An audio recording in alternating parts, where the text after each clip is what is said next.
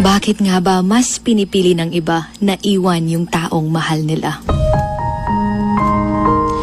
Sometimes, well, babies, we can ask ourselves kung bakit nga ba some people ay mas pipiliin nilang iwan yung taong mahal nila. Ika nga, why do people choose to leave the ones they love?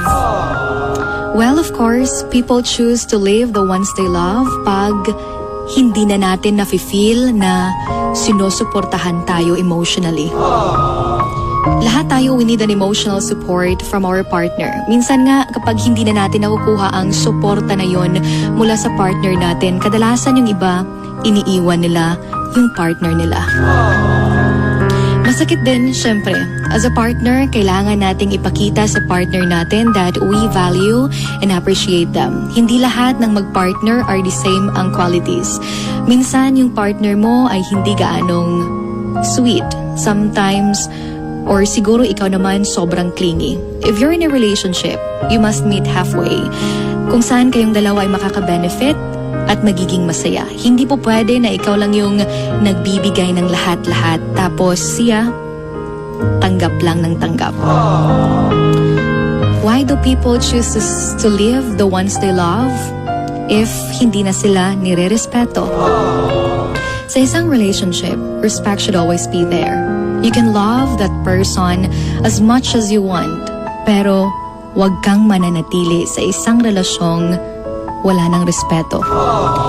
Because if that person doesn't respect you now, paano na lang sa susunod na mga panahon na mangangako na kayo ng panghabang buhay sa isa't isa? Well, iniiwan tayo ng taong mahal natin.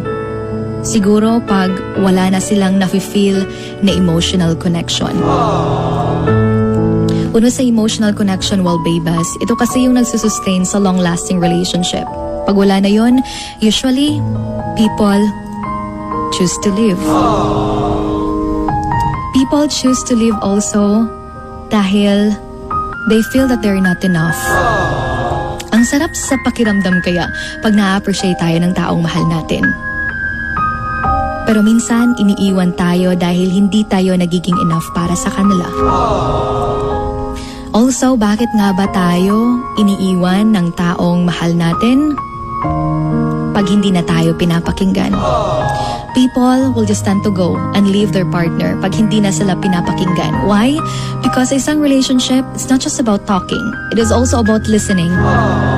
Communication is very important. Dapat mong iparamdam sa partner mo na handa kang makinig sa kanya. Na handa kayong makinig sa isa't isa.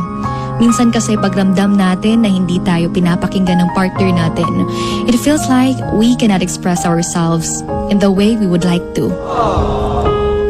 Also, this is very common kung bakit nga ba pinipili ng partner natin na iwan tayo simply because may iba nang nagugustuhan.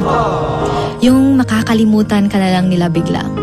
Yung makakalimutan nila na andyan ka pala para sa kanila at nakahanap ka agad sila ng iba.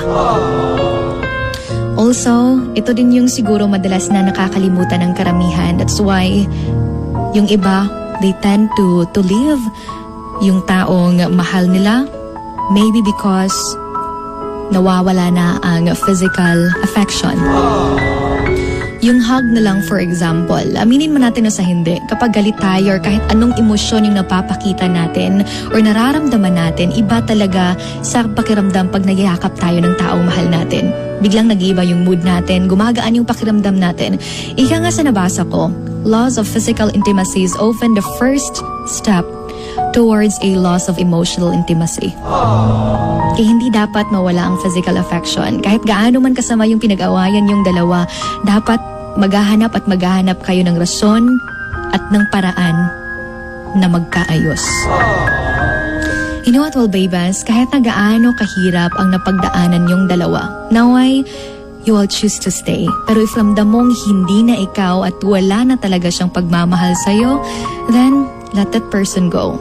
Minsan, masakit man, pero kailangan. Kaysa sa mas lalala pa yung sakit na yung nararamdaman.